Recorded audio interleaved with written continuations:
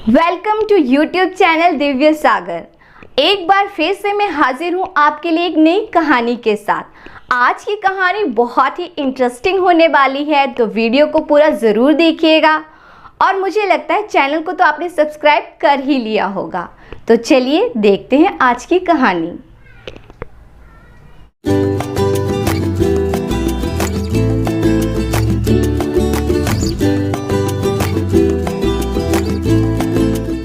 पेशे से तो लाला हलवाई थे, पर उनकी बनाई पकौड़ियाँ गांव भर में बेहद प्रसिद्ध थी।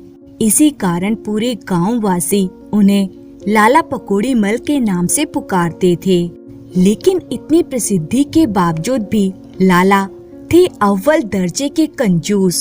शाम को वे दुकान बंद करके दिन भर की कमाई के साथ घर की ओर चल पड़ते थे।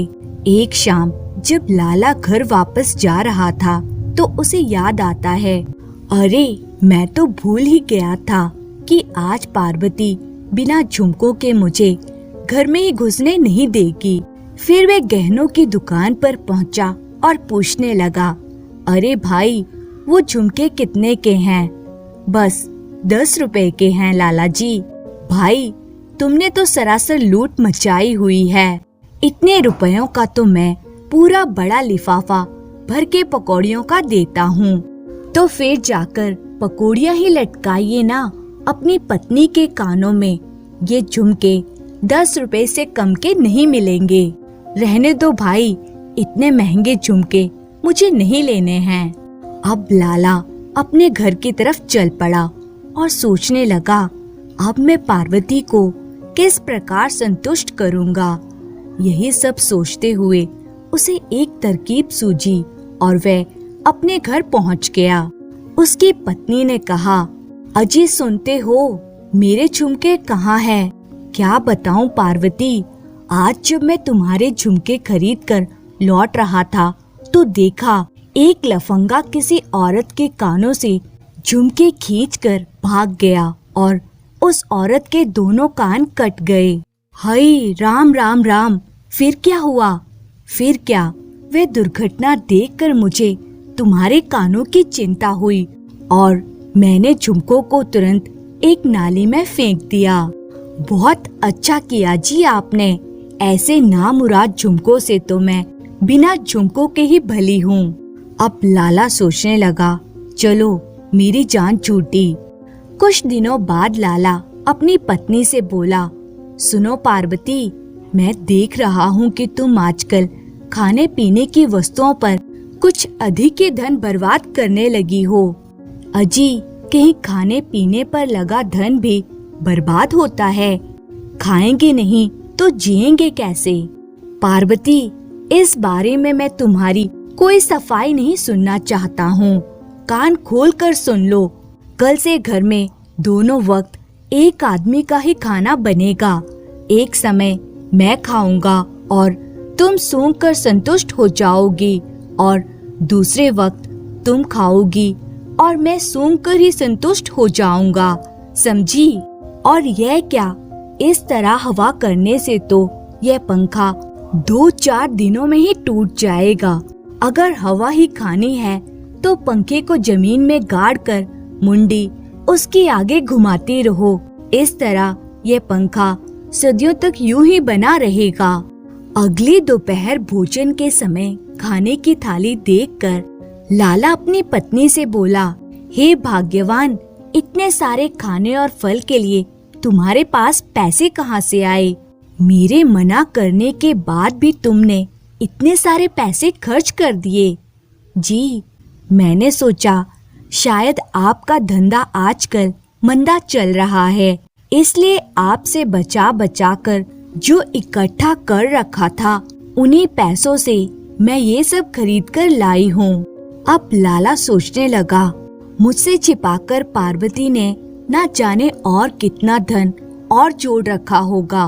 वे खाना खाते हुए पार्वती द्वारा छिपाए गए धन को निकलवाने की तरकीब सोचने लगा। फिर शाम को जब वह दुकान से लौटा तो कहने लगा, अरे भाग्यवान, कुछ सुना तुमने? क्या बात है जी, इतने घबराए हुए क्यों हो? शहर में एक ठग आया हुआ है। सुना है वे बदमाश घर की अकेली औरतों को बेवकूफ बनाकर उनका सारा धन लूट कर ले जाता है। अगर तुम्हारे पास कोई कीमती वस्तु या नकदी हो तो उसे मुझे दे दो, मैं उसे गुप्त तिजोरी में बंद कर दूंगा। यह तो सचमुच बहुत ही बुरी खबर है जी। मेरे पास थोड़ी बहुत मोहरें हैं जी, मैं उन्हें अभी लेकर आती हूँ। यह लो जी, इन्हें संभाल कर तिजोरी में रख दो। पार्वती, अब उसकी कोई जरूरत नहीं है। यह सब तो मुझे तुम्हारा छिपाया गया धन निकलवाने के लिए ही झूठ बोलना पड़ा। इतना सुनते ही पार्वती ने अपना सिर पीट लिया और कहने लगी, हाय, आपने मुझसे धोखा किया। अब मैं यहाँ नहीं रहूंगी, आज ही अपने मायके चली जाऊंगी। यह सुनकर लाला बहुत खुश हुआ और सोचने लगा, चलो कुछ दिनों के लिए तो इसके खाने पीने का खर्चा भी बच जाएगा। और पार्वती उसी समय अपने मायके रवाना हो गई। धीरे धीरे लाला पकौड़ी मल दुकान के कारण दिन दूनी रात चौगनी तरक्की कर रहा था। फिर एक दिन वह भी आया जब उसे अपनी दौलत की सुरक्षा की चिंता बुरी तरह सताने लगी कि अगर किसी चोर ने मेरी जमा पूंजी चुरा ली तो मेरी वर्षों की मेहनत पर पानी फिर जाएगा। अपने धन को सुरक्षित रखने का कोई उपाय तो सोचना ही होगा। काफी सोच विचार करने के बाद उसने यह निश्चय किया कि वह अपनी दौलत को कहीं छुपा देगा। यह सोचकर उसने एक घड़े में अपनी सारी दौलत भरी और रात होते ही उसे छिपाने जंगल की ओर चल पड़ा। जंगल में पहुंचकर एक बड़े से पेड़ के नीचे गड्ढा खोदा और धन से भरे उस मटके को जमीन में छिपा दिया और फिर पूरी तरह से संतुष्ट होने के बाद घर की ओर चल पड़ा। अगले दिन सुखिया, जो उसी गांव का एक गरीब किसान था, लाला पकौड़ी मल के पास पहुंचा और कहने लगा, लाला जी, मैं बहुत बड़ी विपत्ति में फंस गया हूँ। मेरे एकमात्र बैल ने बीमारी में दम तोड़ दिया है। अब फिक्र में हूँ कि खेत कैसे जोतूंगा। लाला जी, आपसे एक विनती है, आप मेरी कुछ मदद कर दीजिए। अगर आप एक बैल खरीदने के लिए मुझे कुछ ऋण दे दें तो मैं जीवन भर आपका उपकार नहीं भूलूंगा। क्या कहा, ऋण? अरे, तुमने मुझे कोई सेठ साहूकार समझ रखा है क्या? लाला जी, मुझे निराश मत कीजिए। फसल कटते ही सारा पैसा ब्याज समेत लौटा दूंगा। फसल होगी तो कटेगी ना। जाओ जाओ, मेरे पास तुम्हें देने के लिए एक फूटी कौड़ी भी नहीं है। आपके पांव पड़ता हूँ लाला जी, मुझ पर दया कीजिए। मेरे बीवी बच्चे भूखों मर जाएंगे। दुनिया भर के बीवी बच्चों का ठेका तो नहीं ले रखा है मैंने। दफा हो जा यहाँ से, अन्यथा धक्के मार कर बाहर निकाल दूंगा। आए बड़े चले आते हैं, न जाने कहां कहां से। और सुखिया अपना सा मुंह लिए वहां से निराश होकर लौट चला। उसी रात लाला को सपना दिखाई दिया कि जमीन में गड़ा उसका धन सुखिया निकाल रहा है। अगले ही पल लाला हड़बड़ाकर उठ बैठा और कहने लगा, उफ, कितना भयानक सपना था। मुझे लगता है वहाँ मेरा धन सुरक्षित नहीं है। मैं अभी वहाँ से धन निकाल कर कहीं और छिपा देता हूँ। और लाला पकौड़ी मल जंगल की ओर चल पड़ा। जंगल में उस पेड़ के पास जब उसने गड्ढा खोदा तो यह देखकर वह खुश हो गया कि उसका धन सुरक्षित है। फिर धन के मटके को लेकर वह घर लौटने लगा और साथ ही साथ यह तरकीब भी सोच रहा था कि धन को सुरक्षित कहाँ रखा जाए। अगर मैं इस मटके को अपनी चारपाई के नीचे दबा दूं तो हाँ, यही ठीक रहेगा। वहाँ ये धन मेरी आंखों के सामने अधिक सुरक्षित रहेगा। तभी जंगल से गुजरते हुए एक चोर ने लाला पकौड़ी मल को देख लिया और वे सोचने लगा, इस फटीचर आदमी के पास घड़ा है, जरूर यह भी मेरी तरह चोर या ठग होगा। इस घड़े में जरूर चुराया गया धन होगा। मुझे इस आदमी का पीछा करके जानना चाहिए कि यह इस घड़े को लेकर कहाँ जा रहा है। और वह चोर चुपके चुपके लाला के पीछे चलने लगा। लाला पकौड़ी मल ने घर पहुंचकर चारपाई के नीचे वाले स्थान पर गड्ढा खोदा और धन से भरा हुआ घड़ा वहां दबा दिया। यह सब वे चोर चुपके चुपके उसके घर की खिड़की में से देख रहा था। और यह सब देखकर वह सोचने लगा कि यह कोई चोर नहीं, यह तो मुझे कोई कंजूस सेठ मालूम पड़ता है। अगर यह घड़ा मैं हथिया लूं तो कितना अच्छा होगा। और इस काम के लिए मुझे कोई तरकीब सोचनी पड़ेगी। काफी देर सोचने के बाद उसे एक तरकीब सूझी और अगले ही दिन वह चोर साधु के वेश में सुबह सुबह ही लाला पकौड़ी मल के घर पहुंचकर उनके घर का दरवाजा खटखटाने लगा। दरवाजे की खटखटाहट सुनकर लाला बोला, सुबह सुबह ये कौन भिखमंगा आ गया है। फिर ज्यों ही उसने दरवाजा खोला तो देखा सामने एक साधु खड़ा था। लाला को देखकर फिर साधु बोला, बाबा को कुछ भिक्षा मिलेगी बच्चा? अवश्य, मैं अभी आया बाबा। जब वे लौटा तो बाबा को रोटियां देते हुए बोला, लीजिए महाराज, आप बहुत अच्छे वक्त पर पधारे हैं, वरना कुछ देर बाद मैं इन सूखी रोटियों को अपनी गायों को खिलाने ले जा रहा था। यह सुनकर साधु बना वे चोर सोचने लगा, फिक्र मत कर, अब इस धन के साथ साथ मैं तेरी गाय भी खोल कर ले जाऊंगा। फिर वे साधु कहने लगा, बच्चा, तेरा भाग्य बड़ा ही प्रबल है।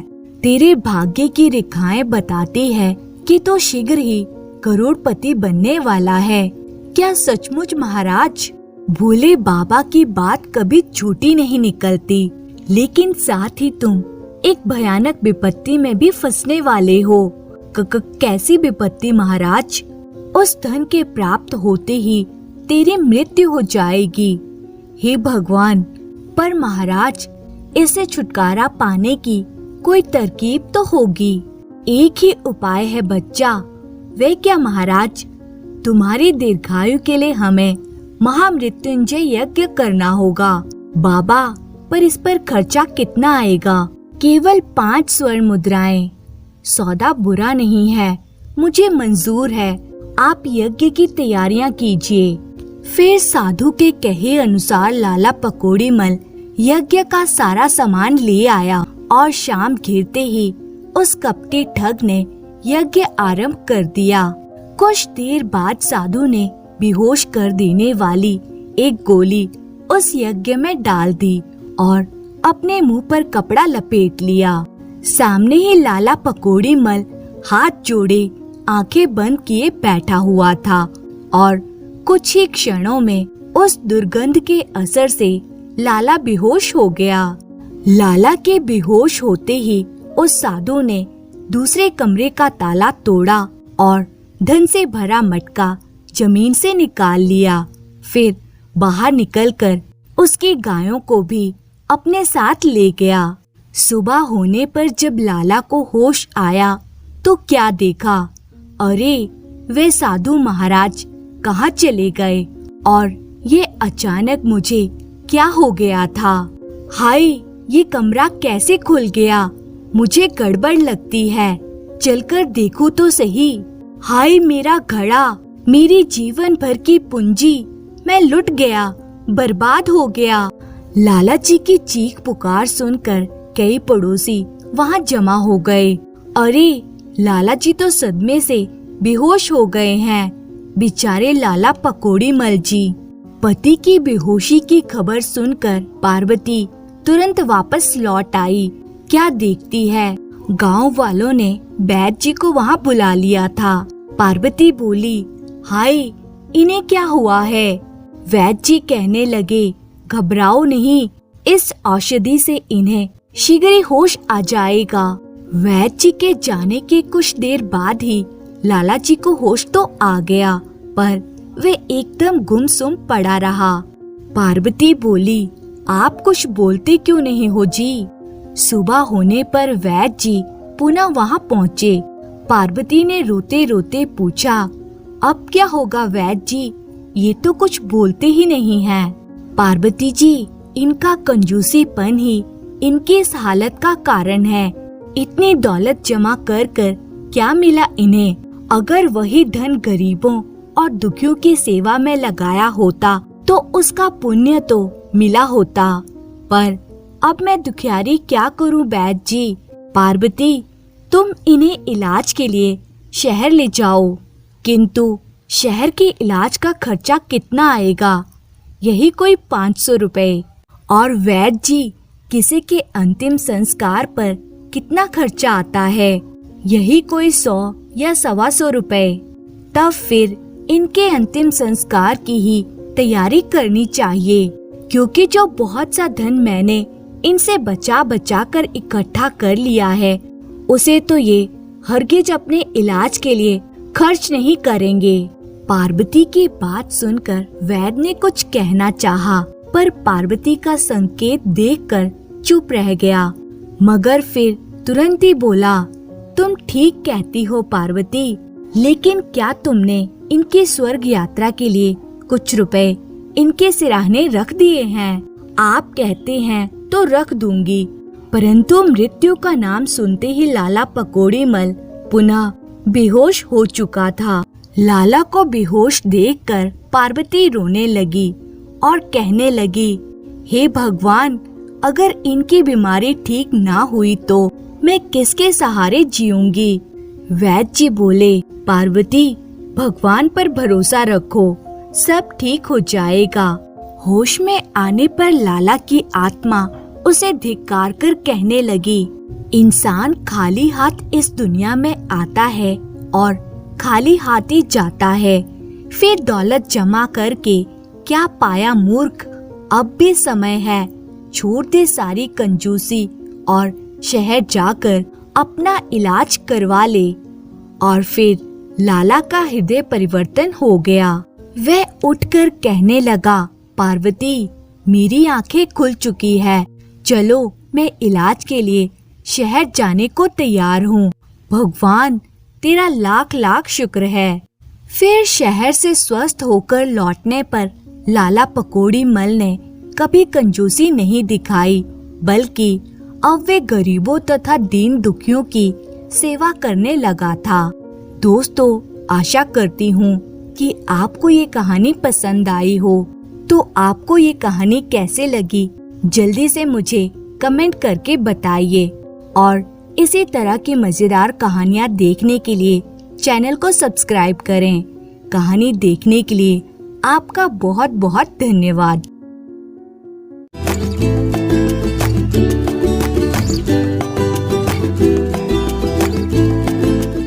एक समय की बात है, एक राजा और एक रानी थे जो प्रसन्नता से रहते थे। परंतु जैसे जैसे समय बीतता गया, राजा व्याकुल होने लगा। उसके मन में दुनिया देखने की लालसा उत्पन्न हो रही थी।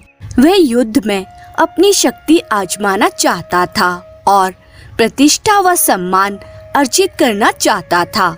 उसने अपनी सेना को तैयार किया, रानी को प्यार से अलविदा कहा और फिर सेना सहित दूर देश के दुष्ट राजा से युद्ध करने चल दिया। राजा और उसकी सेना कई माह तक आगे बढ़ते रहे। जिससे भी उनका सामना होता उसे वह हराते गए। फिर वे एक घाटी में पहुँचे जहाँ दुष्ट राजा की सेना उनकी प्रतीक्षा कर रही थी। राजा की उस युद्ध में पराजय हुई। उसके सैनिक भाग आए और राजा बंदी बना लिया गया। रात में उसे जंजीरों में बांधकर रखा जाता और दिन में उसे खेतों में हल चलाना पड़ता। 3 वर्ष के बाद राजा अपनी रानी को एक संदेश भेजने में सफल हुआ। उसने पत्र में लिखा कि सारा महल बेचकर, सारा खजाना गिरवी रखकर पैसे इकट्ठे किए जाएं और उसे मुक्त कराया जाए। पत्र पढ़कर रानी फूट फूट कर रोने लगी। मैं क्या करूं? वह सोचने लगी, अगर मैं स्वयं जाती हूँ तो दुष्ट राजा मुझे भी कैद कर लेगा। मैं एक सेविका को भेज सकती हूँ, लेकिन इतने धन के लिए मैं किसी का विश्वास कैसे कर सकती हूँ? उसने कई घंटों तक सोचा। फिर एक विचार उसके मन में आया। उसने अपने लंबे सुंदर बाल काट डाले और एक लड़के की पोशाक पहन ली। फिर उसने अपनी सारंगी ली और किसी से कुछ बताए बिना अपने पति की तलाश में वे निकल पड़ी। उसने कई देशों की यात्रा की और कई नगर देखे। आखिरकार वे उस महल के पास पहुंची जहां दुष्ट राजा रहता था। उसके महल का चक्कर लगाया और वे महल के प्रवेश द्वार पर लौट आई। वहां खड़ी होकर वे सारंगी बजाने लगी। हर कोई रुककर उसका गीत सुनने लगा। शीघ्र ही दुष्ट राजा ने उसकी मधुर आवाज सुनी। वह गीत गा रही थी, मैं आया हूँ एक दूर देश से, यहाँ इस अनजाने प्रदेश में। अगर सुन रहे हैं गीत मेरा, विराजमान है जो अपने महल में। ओह पूरी करो कामना मेरी, आया हूँ जो मैं लिए मन में। दुष्ट राजा ने यह मर्म स्पर्शी गीत सुना तो उसने आदेश दिया कि गायक को उसके सामने उपस्थित किया जाए। राजा बोले, सारंगी वादक तुम्हारा स्वागत है, तुम कहाँ से आए हो? सारंगी वादक बोला, महाराज मेरा देश यहाँ से बहुत दूर है, कई समुंदर के पार। कई वर्षों से मैं संसार में भ्रमण कर रहा हूँ।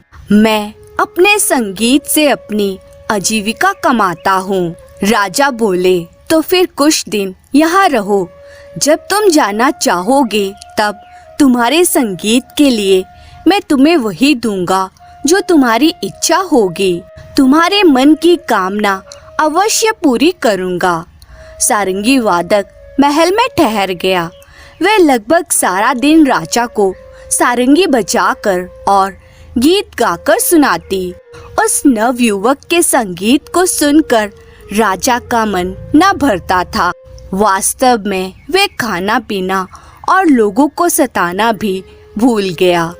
एक दिन उसने कहा, तुम्हारा संगीत और गाना सुनकर मुझे ऐसा लगता है कि जैसे किसी कोमल हाथ ने मेरी चिंता और संताप को मिटा दिया है। 3 दिन के बाद संगीत वादक ने राजा से वापस जाने की अनुमति मांगी। वचन अनुसार राजा ने उससे पूछा कि उसे इनाम में क्या चाहिए। उसने कहा, महाराज अपना एक कैदी मुझे दे दीजिए। आपके पास बहुत कैदी हैं। अपनी यात्रा के लिए एक साथी पाकर मुझे खुशी होगी। उसकी वाणी सुनकर मुझे आपकी याद आएगी और मैं आपको धन्यवाद करूंगा। राजा ने कहा, फिर मेरे साथ आओ, जिसे भी चुनना चाहते हो चुन लो। और वह स्वयं सारंगी वादक को कैद खाने में ले गया। रानी कैदियों के बीच से चलने लगी। उसने एक युवक के कपड़े पहन रखे थे, इसलिए उसका पति उसे पहचान ना पाया। तब भी नहीं जब वह उसके साथ वहां से चल दिया। उसके पति ने मान लिया कि अब वह सारंगी वादक का बंदी था। जब वे अपने देश के निकट पहुंचे तो राजा ने सारंगी वादक से कहा, मैं साधारण बंदी नहीं हूँ, मुझे मुक्त कर दो, बदले में मैं तुम्हें पुरस्कार दूंगा। सारंगी वादक ने उत्तर दिया, मुझे कोई पुरस्कार नहीं चाहिए, आप निश्चिंत होकर जाएं। राजा बोले, फिर मेरे साथ चलो युवक, मेरे महल में मेरे अतिथि बनकर रहो। उसने कहा, एक दिन मैं आपसे मिलने आऊंगा। और इस तरह दोनों अपने अपने रास्ते चल दिए। राजा अपने राज्य में पहुंचकर अपनी मंत्री परिषद से मिला और बोला, देखो मेरी पत्नी कैसी है, मैं कैद खाने में बंद था और मैंने उसे संदेश भेजा। क्या मेरी सहायता करने के लिए उसने कुछ किया? नहीं ना। एक मंत्री ने कहा, महाराज, जब सूचना मिली कि आप बंदी बना लिए गए हैं तो रानी साहिबा गायब हो गई। वे तो आज ही लौटी हैं। रानी छोटे रास्ते से महल में पहुंच गई। राजा के आने से पहले उसने अपनी पोशाक बदल ली। 1 घंटे बाद लोग चिल्लाने लगे कि राजा लौट आए हैं। वे उनसे मिलने गए। राजा ने सबका प्यार से अभिवादन किया सिवाय रानी के। उसने रानी की ओर देखा भी नहीं। इस बीच रानी ने एक लंबे चोगे में अपने को छिपा लिया। फिर चुपके से आंगन में आ गई और गाने लगी। पहले की तरह उसने इन शब्दों से अपने गीत का अंत किया। अगर सुन रहे हैं गीत मेरा विराजमान है, जो अपने महल में पूरी करो कामना मेरी, आया हूँ जो मैं लिए मन में। जैसे ही राजा ने ये गीत सुना, वे बाहर आंगन की ओर भागा और संगीत वादक को महल के अंदर ले आया। उसने अपनी परिषद को बताया, यही है वह युवक जिसने मुझे कैद से रिहा कराया था। फिर सारंगी वादक से उसने कहा, तुम मेरे सच्चे मित्र हो, मुझे तुम्हारे मन की कामना पूरी करने दो। रानी ने कहा, मुझे विश्वास है कि दुष्ट राजा से आप कम उदार ना होंगे। उसने मेरे मन की कामना पूरी की और मुझे वह मिला जो मैं पाना चाहता था। मुझे आप मिले और अब आपको खो देने का मेरा इरादा नहीं है। इतना कहकर उसने अपना चोगा उतारकर फेंक दिया। तब राजा को समझ आया कि रानी जिसे वह सदा प्यार करता था वास्तव में उसकी सच्ची अर्धांगिनी है। धन्यवाद।